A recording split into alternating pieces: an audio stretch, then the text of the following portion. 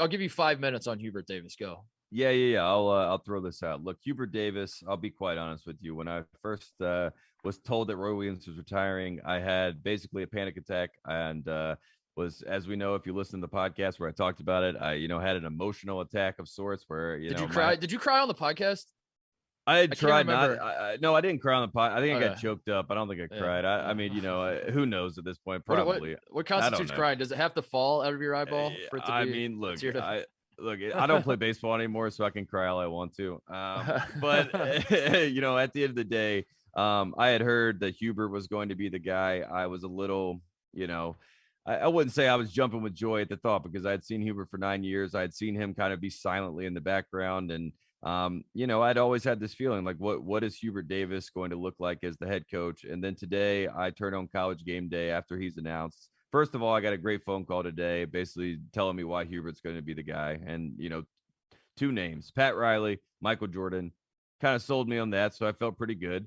Obviously played for Pat Riley, played with Michael Jordan on the Wizards. Also, him and Mike Jordan have go way back due to his uncle, Walter Davis, who was a guy who mentored Michael when he got to the NBA. If you don't know how great Walter Davis was, by the way, if you're listening, just go look it up. He's one of the greatest rookie of the year of all time for the Phoenix Suns. Jerry Colangelo made him his top priority to get him to the Suns when he went there.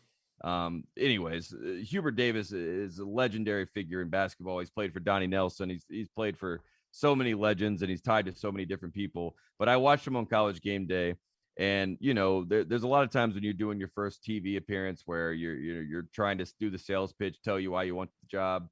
It was not scripted. It was not written. It was purely Carolina basketball from his core. And, he told the story about when he left the NBA in 2004, he could have gone anywhere in the country. He wanted to go to Chapel Hill. He wanted to raise his kids in Chapel Hill. From when he was 4 years old, he knew that he wanted to be, a part of Carolina basketball due to his uncle, Walter Davis.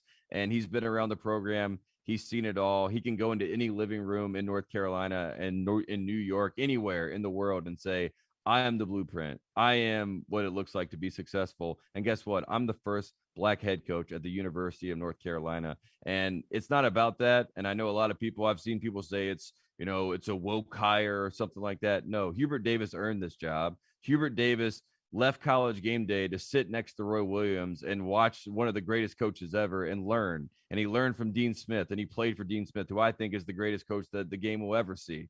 And you have those two guys and a Bill Guthridge. That's pretty good company. You throw in Pat Riley, Donnie Nelson, that's really good company. And Hubert Davis being able to fulfill a dream of Dean Smith, a man who integrated the ACC, a man who went to Charlie Scott. He had Rick Mount, who was from Indiana. Titus, you and Coach Titus.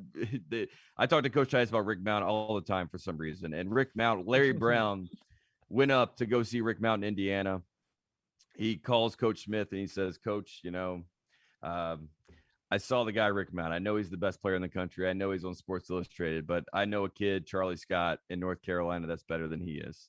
And, the ACC at that time said there will be no black players. Charlie Scott was a black kid. He also was one of the smartest kids. I think he was the valedictorian of his high school, if not, top of his class up there. Checks all the boxes. Dean Smith gets him into the ACC. A lot of people were very upset about this at the time, as you can imagine, in 1967, 1968. And Dean Smith did it despite all that. And Dean Smith got a lot of flack for that. But his ultimate dream at the end of the day was for his successor or for someone at the University of North Carolina to break that color gap, to be able to bring a coach in. And he wanted to be Phil Ford. It did not work out with Phil Ford. But the fact that Roy Williams was able to leave and have that happen, and it happened, and it wasn't a forced situation. It didn't seem like, it was designed to be that way. It just was perfect. And Hubert is perfect for the job. He is a Carolina basketball guy through and through. I couldn't be more excited for the future, and I can't wait to see what happens. And most importantly, he's going to have ESPN in the palm of his hand, as judged by his College Game Day appearance, where he's like, hey guys, Duke stinks, am I right? And then they go, yeah. I mean, calling out Coach K at the end of his game day appearance really sold me at the end of the day. Go, if you're so inclined, go watch Hubert Davis on College Game Day and watch the entire room. Just like they thought they were watching. Killing him softly. Like, it was Bernie Mac. It was the Kings of Comedy, basically. Hey there! Thanks for watching Titus and Tate. For the full friend of the program experience, subscribe, right below and come join us for all things college basketball. The action is heating up. Come join Titus and Tate.